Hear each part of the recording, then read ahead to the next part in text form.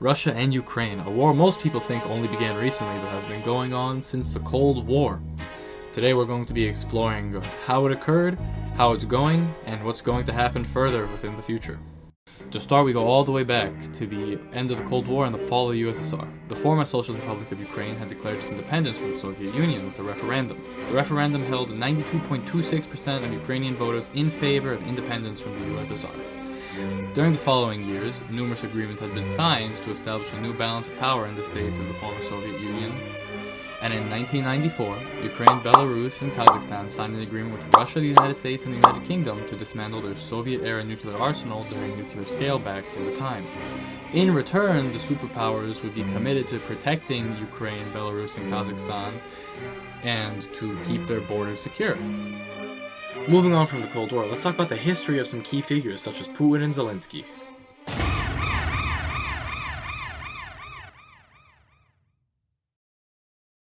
Hello, Biden. It's Zelensky. Zelensky.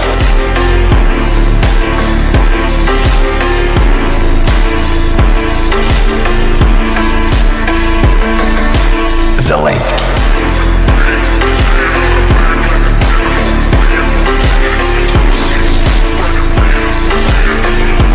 Zelensky. Volodymyr Zelensky, born January 25th, 1978 in Kryvyi Rih. Now, Zelensky is seen as one of the most polarizing figures of this war. But behind the presidency is a much different man. Volodymyr Zelensky originally started his career off as a lawyer, but quickly swapped paths into comedy, where he was invited to the Ukrainian national team. In the national team, he would be pitted up against most CIS countries, CIS being former Soviet. Now, during his younger years, Zelensky was often described as a very friendly man, a team player, and a real go-getter. He was also described as someone who had immense passion for what he was working on and a love for the people of Ukraine. During his time on the national team, he quickly rose to become the leader of the national team and the one who authored most of their acts. Over the years, eternal disputes within the national team of Ukraine had caused it to disband. When they disbanded, they were in Moscow after a show. Zelensky, being the author of most of their biggest shows and most well-received shows, was independently offered to stay in Moscow, but he chose not to, as he wanted to go back to Ukraine and be with his people. He would start a production company with some of his friends, which he would be famously quoted for saying, "Friends first, business partners second." Over their years of comedy production, they would produce many shows, and the people who would broadcast their shows asked them to make more political commentaries. When famously, Zelensky authored a new one where it would projected him acting as a teacher, becoming the president on accident. He would go on to make a sequel of this, and that would become the basis for his political rise. On Ukrainian social media, there was many talks of Zelensky actually running for president, half joking, half being serious, questioning if he would take up the role, as most people supported him. Zelensky was officially nominated as a potential presidential candidate, but during most of his interviews, he'd keep it lighthearted and steer away from certain topics as he didn't know if he wanted to be president. Yet, as the election date creeped closer and closer, he became more and more popular and eventually took office. Zelensky took office on promises that he planned to keep, such as ending the war in Donbass, fixing political corruption, rolling back policies created by corrupt politicians, and many more. Once Zelensky took office, the 2020s had already rolled around, and you know what that means. COVID-19 had become a new challenge for Ukraine to face. By the time Zelensky was officially elected, COVID-19 had rolled around, and Zelensky did not intend to let this set him back. During Zelensky's early years in office, he achieved 21% of his promises completed, 52% of the promises in the process of being completed, and the rest of the processes were on the back burner until more major promises had been fulfilled. The people especially loved Zelensky's commitment to them, with him having the highest presidential approval rating in Ukrainian history at a soaring 91% at its peak. Now that we've covered some of Zelensky's early life in politics, we're going to move on to Zelensky's current politics and how he's dealing with the Russia-Ukraine war. Zelensky has been fighting the war in two fronts, economically and militarily. Militarily, Ukraine has been a forefront for drone warfare and introducing large-scale use within conflict. Economically, Ukraine has been running low as, due to the Donbass war, it has not been able to output as much economically and has been relying on economic aid from foreign nations and allied states. Ukraine expects this economic aid from the West, especially from the United States, as it signed the Budapest Memorandum, taking away its nukes in exchange for security guarantees from the West. The US has mostly been failing to provide any of the aid that the Budapest Memorandum promised they would, and has largely blown it off. With during the time of Joe Biden as president, he largely blew it off, and Trump has openly stated that he is more pro-Russia rather than Ukraine. Militarily, Zelensky has been pioneering drone warfare and large-scale uses of drones in warfare. To push this further, it's also been showing the drawbacks of drone warfare as thousands, if not hundreds of thousands of miles of Ethernet cable have been strung all around the countryside, preventing more farmland from being used, and these Ethernet cables are not very biodegradable, implying that farmland won't be of use for much time. Many Ukrainians still support Zelensky, although the initial boom of support during the start of the Russia-Ukraine war has dropped. His approval rating is still somewhere between 64 to 77%. Now let's move on to the Russian bear guy.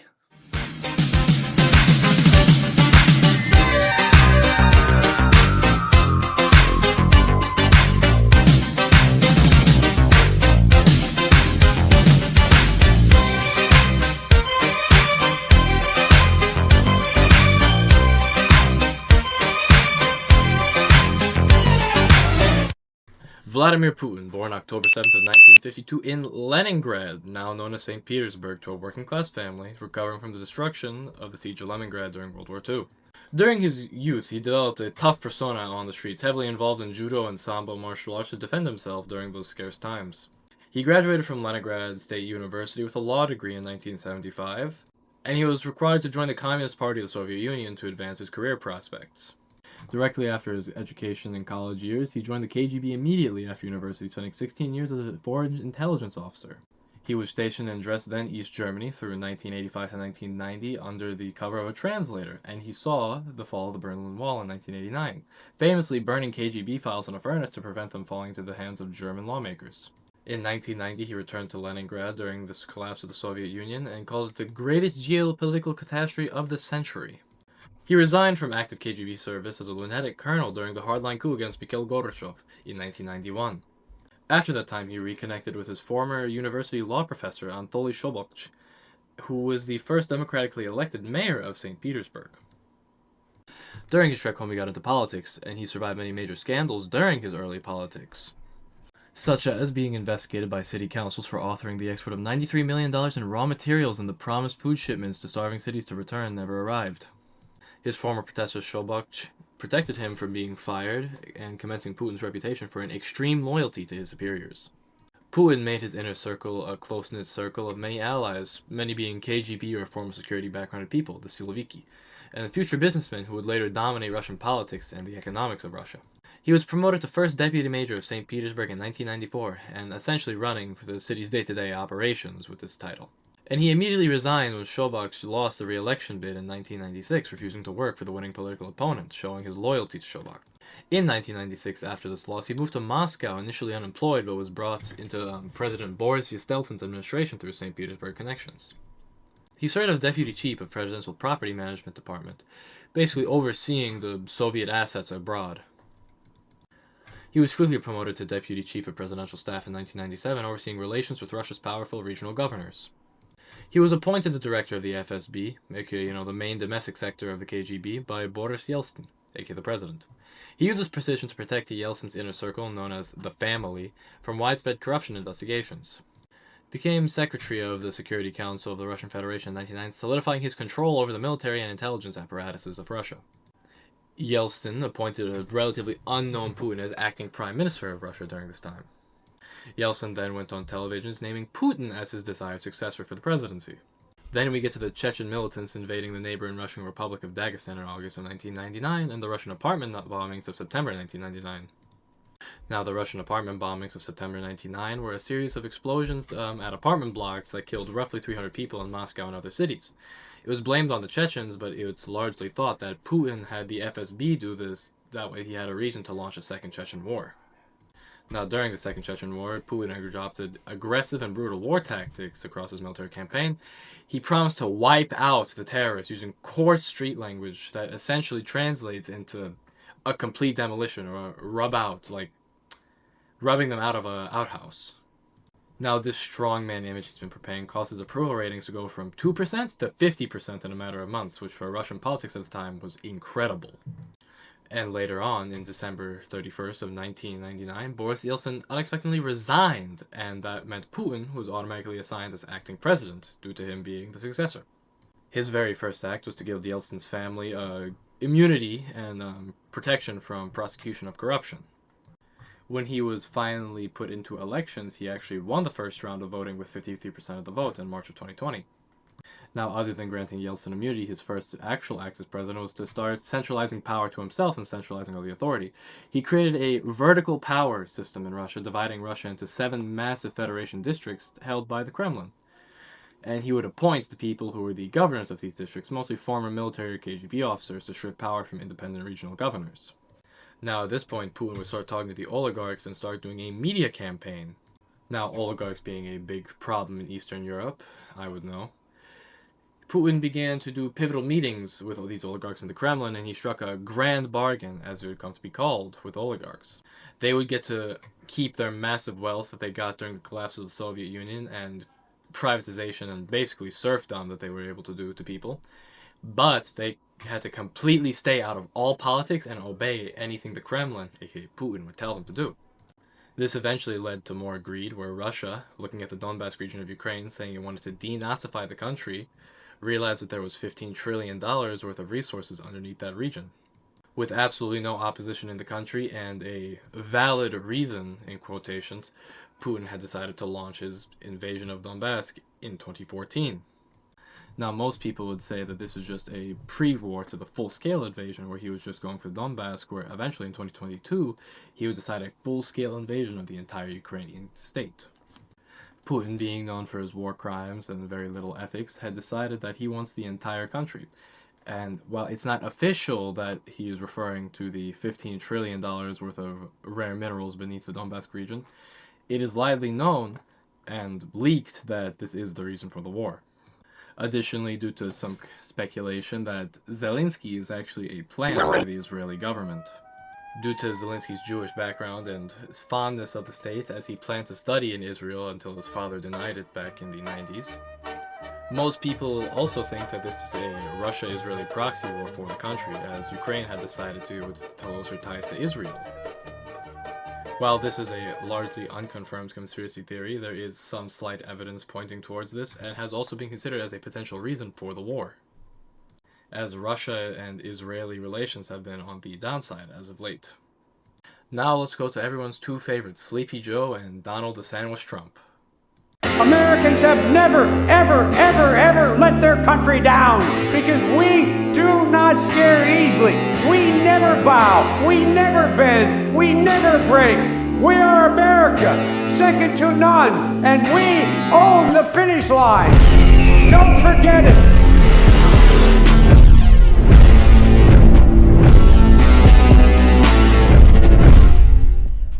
When it comes to Donald the Sandwich Trump and Sleepy Joe, there is not too much to be said for this conflict, other than the fact that they had usually supported Russia rather than Ukraine, even though that they have the Budapest Memorandum that states they have to protect Ukraine.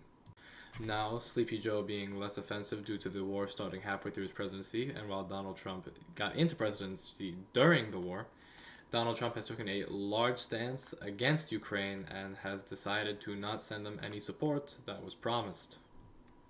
Ukraine reported only receiving 1/10 of any US aid that was allegedly sent, and there is no way to verify if Trump actually sent any of the promised aid. Now my partners will go into further detail about the war, and I'll see you back at the end to explain the future of the war and the current effects of the war.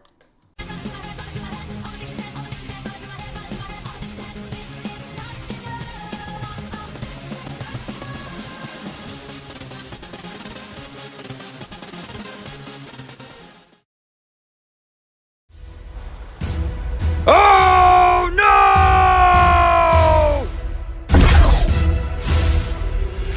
Oh, I'm Turkish now. Moving on. Let's begin with the Revolution of Dignity within Ukraine. During 2014, on February 23rd, Ukrainian protesters had surrounded Kiev's Independence Square and incited various violent attacks in the area. These attacks are mostly aimed towards Ukraine's government at the time, for their hatred against their own government was brought into fruition by Viktor Yanukovych, Ukraine's president during this period. As to why Viktor was the cause of the revolution, it's simple. He was pro-Russian. Ukrainian civilians decided to be a part of the European Union, as they desperately wanted to be more involved with Western Europe. And when the chance for them to join the European Union came, Victor had declined the proposition entirely. So, if it isn't clear by now, Victor didn't have Ukraine's best interest at heart. Victor's insubordination to Ukraine's interests, however, didn't last long, for this revolution of dignity would soon oust Victor from his position as Ukraine's president. This ousting would result in various socio-political changes in Ukraine, such as them establishing an interim government, restoring their previous constitution, and holding impromptu presidential elections within a few months. This was our official start to the war, and it gets much worse as we go on. As the Revolution of Dignity subsided, during March 2014, the raging spirit of Ukraine's residents didn't. However, these residents who chose to keep fighting weren't doing it for Ukraine, rather doing it against it, in fact. Yes, pro-Russian Ukrainian civilians were understandably mad after the Revolution of Dignity. Who wouldn't be? You were hoping to be a part of Russia, yet your own people decided to stab your country in the back so that it couldn't. Yeah, you'd be livid for sure. So, in unpeaceful times, these people decided to make the most rational choice possible. Create their own separatist movements. Now, these separatist movements were most significant in the Ukrainian cities Donetsk and Luhansk. Within each respectful city, rebellious separatists banded together and created their own republics. These republics were formerly known as the Donetsk People's Republic and the Luhansk People's Republic.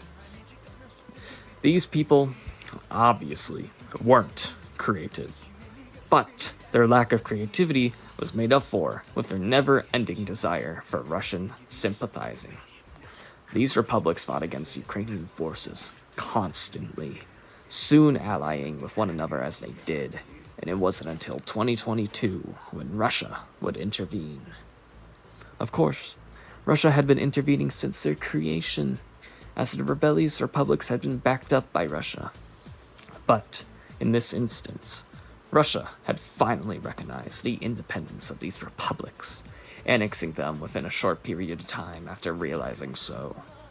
This annexation, in return, would grant Russia enough courage to finally launch a full-scale attack on Ukraine.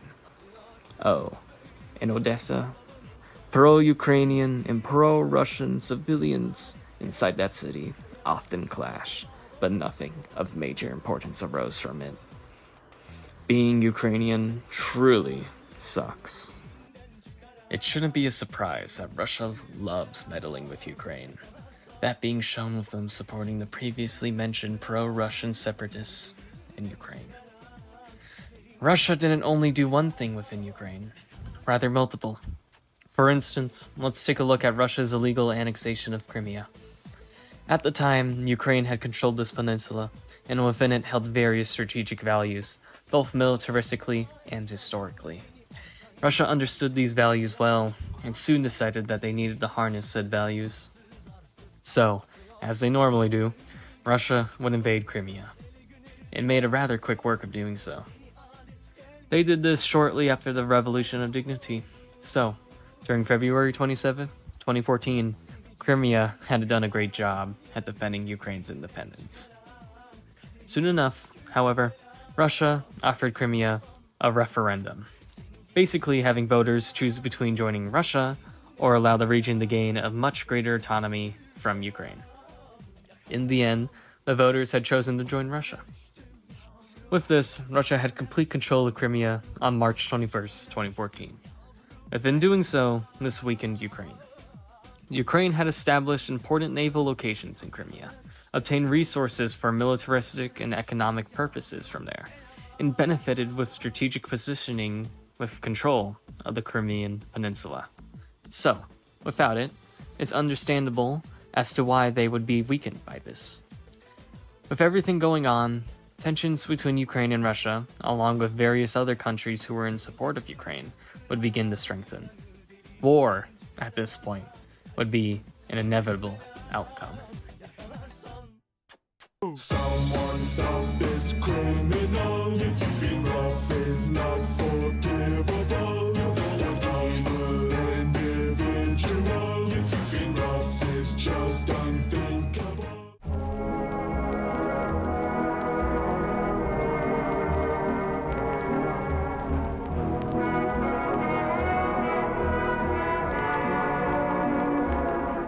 As the Revolution of Dignity continues and the fall of Crimea, the tensions between Russia and Ukraine come to a boil.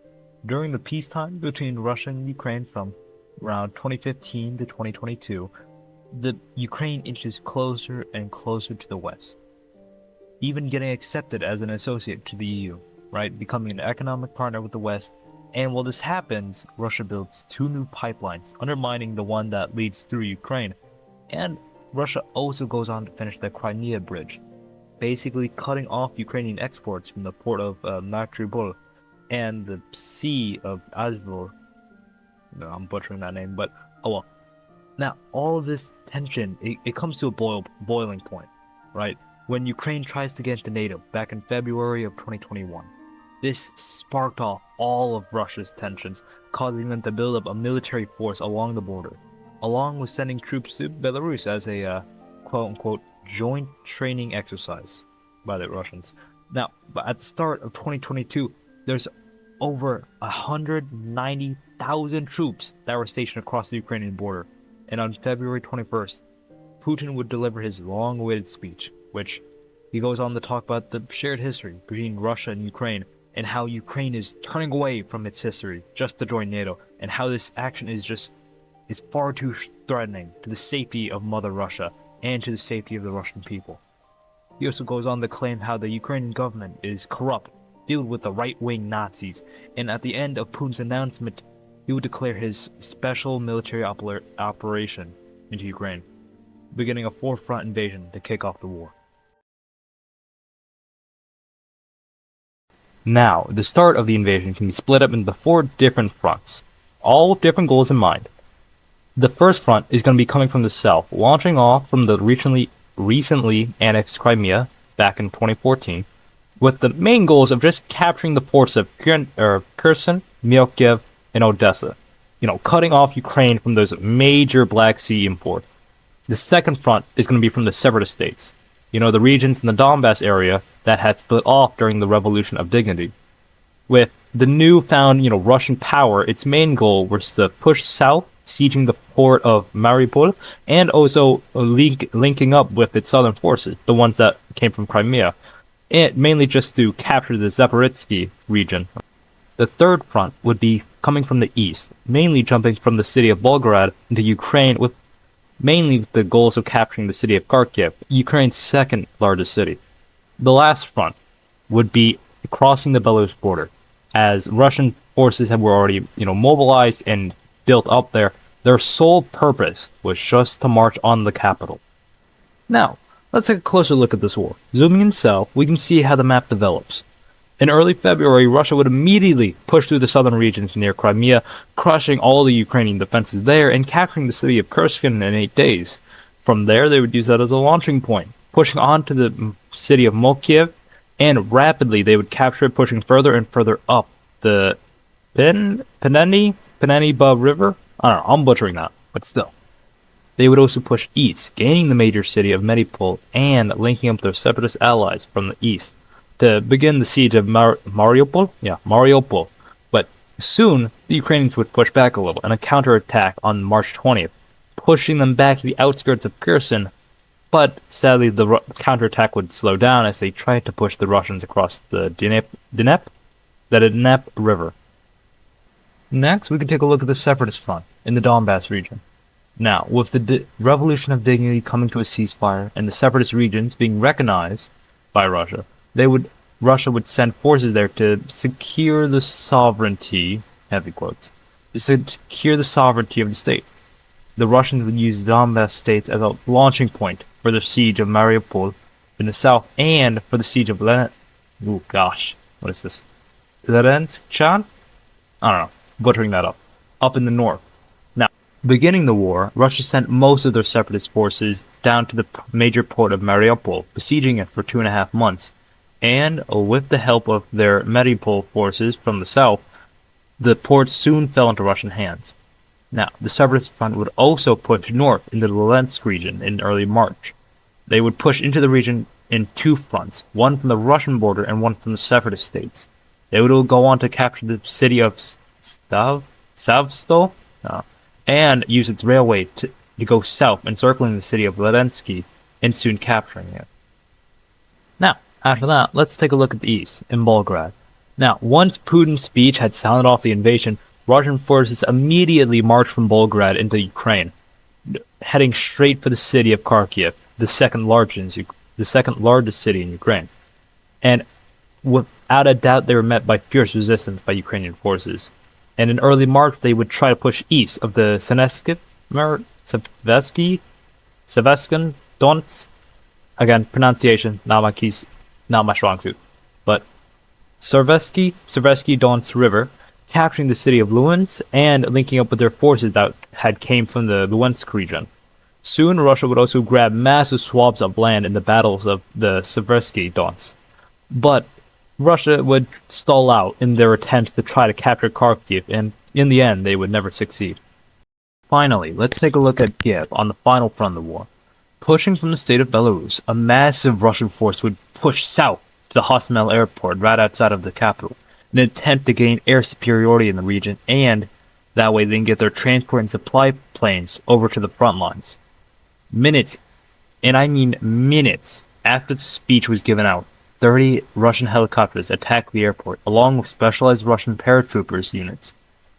They were able to take the airport in about 2 hours, but the gains were rendered a bit useless after the Ukrainians sabotaged the runways, making it so that nobody can fly on them. And with the runways unusable, the 10 Russian transport planes that were already en route and stored away for the capture were forced to recall, forcing the Russians that were already at the airport to rely on a frail military column to keep their supplies moving. And once the military column finally got there, they could begin the siege of Kiev. The siege would last until April, ending with the retreat of Russian forces after Ukrainian counterattack. Now, Russia would end up pushing the city of Chernihiv? Chernihiv? Again, apologies for pronunciation, not the best. Up in the north, and the city of Konotop up in the east, in an attempt to try to encircle the capital, but sadly, due to very heavy Ukrainian resistance, they would fail on that goal. But all of this is just the very beginning of this war. It's only the first phase. The first half of this war can be split up into 5 phases. Phase 1, of course, is what we just went over. The second phase would be the Ukrainian counteroffensive, their response to the invasion. Beginning in March to April, the Ukrainians would push the Russians back in the south to the outskirts of Kherson, and up in the north with successful April counteroffensive, booting all the Russian forces out from the north. Now, phase 3 is where the focus shifts, turning east to the Donbass region, making that the main battlefield, where heavy artillery and attrition would dominate this phase. And phase 4 would be a back and forth in the south as key cities were contested and the lines shifted. And phase 5 is from 2023 to 2024-ish, and it would just see the front stabilize as large breakthroughs are limited and the war slows down a lot. Now, to finish off my segment, let's take a look at phase 2 of the war, with the Ukrainian counter-response to the invasion. Starting off in early March, the Ukrainians would push east of the Dnepro River, splitting up the Russian attackers that were besieging Kiev. Now, once the attackers were split, the Ukrainians took the time to mass up a force in the south, relieving the city of Molkiev,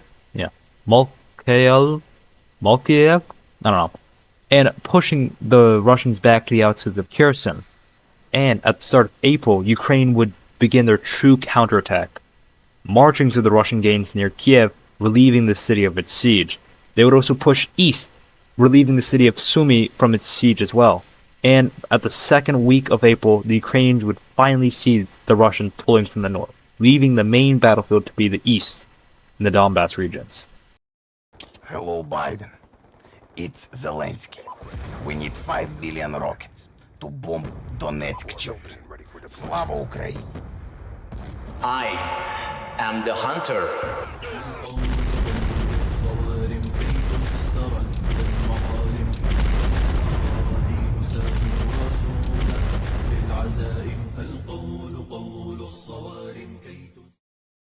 Let's shift to everyone's favorite topic, drones. Or that is what you would say if you were fighting on the Ukrainian front. On some fronts, we can see how these unmanned drones are outnumbering human combatants. Ukraine is slowly leading the lead in national defense and arms, with new AI technologies being incorporated in weapon systems. This, however, raises the ethical question. Can we really have robots in charge of the decision to go unknown? Ukraine shifts its focus to its own military defense system as it becomes harder to get support from the US. Trump's unpredictable foreign policy alarms European allies to not rely on the US too much. We see this with Zelensky's plan to create a Ukrainian anti-ballistic system. But building a defense shield from the ground up isn't just a matter of engineering. It's gonna cost you a pretty penny, as well as some logistics involved. With the crumbling pipes of Western aid, Ukraine shifts to a global South strategy. Chances are, with the United States' absence, we could see a future where China will play a leading role in providing common goods to the South. Moving on, the Ukrainian Ministry of Defense had signed a treaty with Saudi Arabia's Ministry of Defense as of 2 months ago. The agreement could bring new military projects and production that would benefit both nations. It was clear to Saudi that with the ongoing operations with Iran, they would need someone as strong and advanced as Ukraine. Zelensky had made it clear that he is open to future cooperation agreements or to assist on drone-related projects. Additionally, Ukraine military use of cost-effective counter-weapons have been proven useful in saving lives in the Middle East. Slowly, we can see how Ukraine transforms from being given help from its allies to providing technologies and military aid to others. The EU aims to help Ukraine against Russia by both freezing Russian assets and providing a €90 billion loan for Ukraine's financial needs. We can hear from Zelensky. I am grateful to all leaders of European Union for European Council decision to give 90 billion euros to financial support to Ukraine. In 2026-2027, this is significant support and strengthen our resilience. It is important that Russian assets remain immobilized and that Ukraine receive financial security guarantee for coming year. Thank you for result of unity. Together we defend our continent. About 210 billion euros of Russian assets are frozen permanently by the EU. The EU still, however, is quite indecisive when it comes to decisions regarding the war. As of January, they had no plans to use the frozen assets to fund Ukraine's military. The loan itself was only established recently on February 24. And as of April, the loan was finally unblocked after the recent Hungarian election, which shifted their views on Ukraine. With the funding, Ukraine still has to abide by EU laws to fight against corruption. So, what can we expect Ukraine to do with the money?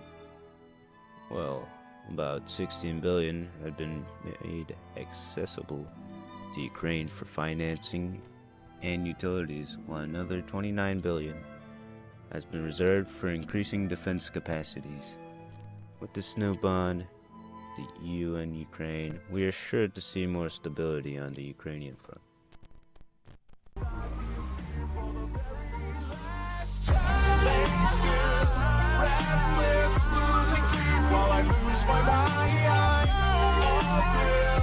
No stress on my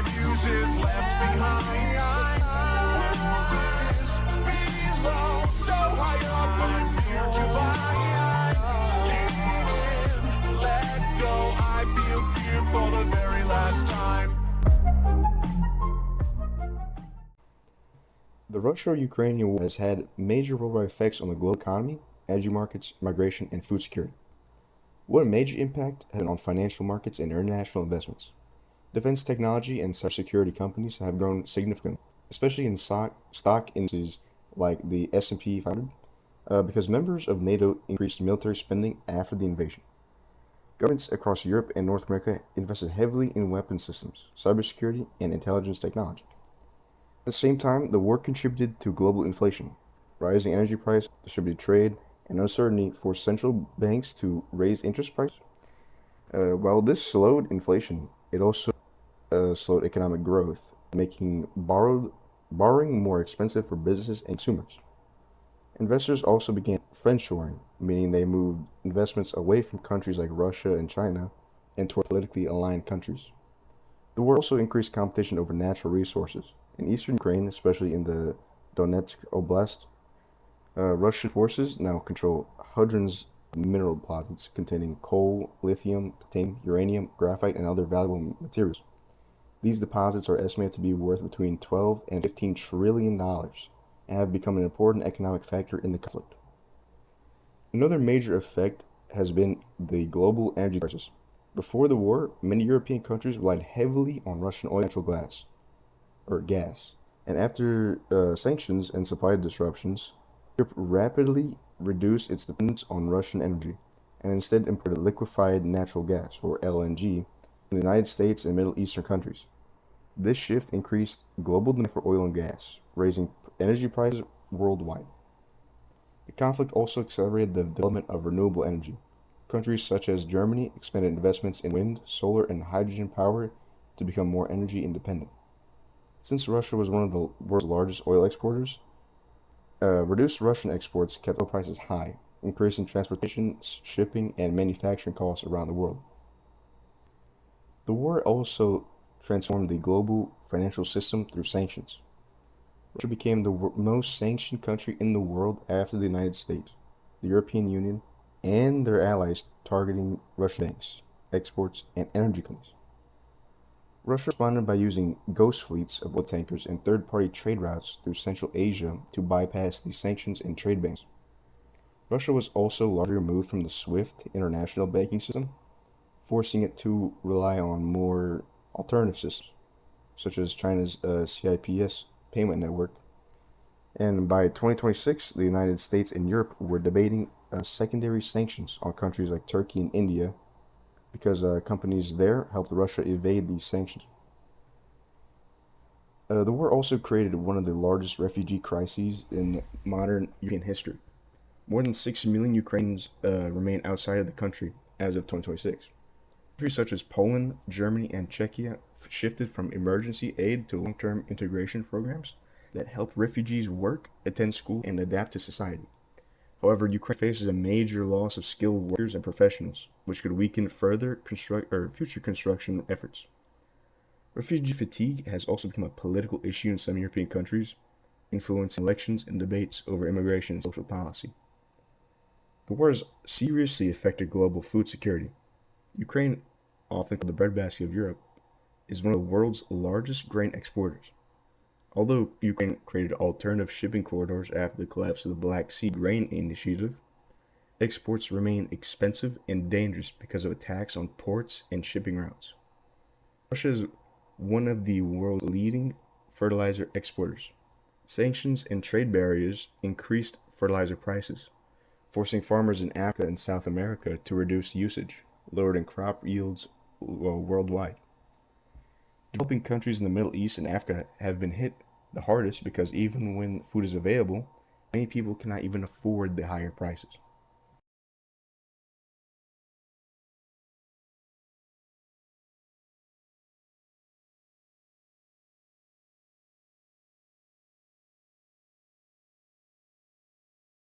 Hello, Aryan. It is me, Zalinsk AI. I understand that you are not mentally capable of much. Now, I will generate you entire script and you will still fail. I hate you. Zalinsk AI out.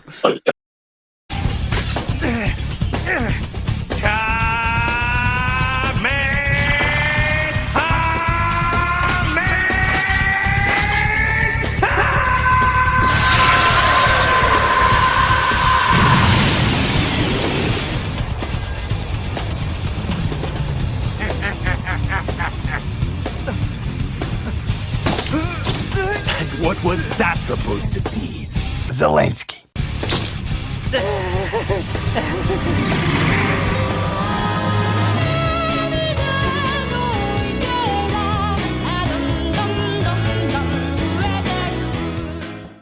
So now we're at the end and you know everything.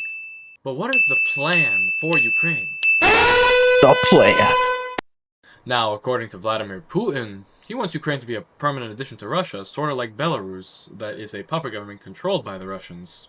So, Putin's goal is to destroy all infrastructure. He wants to make life a living hell in Ukraine. Now, his goal with this is to make basic survival impossible and reliance on Russia, and therefore an end to the war, necessary. Now, Putin also plans to demand many territories from Ukraine, such as Donetsk, Lukashenko, Kherson, Zaporizhzhia. He wants all these regions to be put into the peace negotiation to be added to Russia. So in the future, he has these regions. He can argue another invasion of Ukraine to take the rest of it.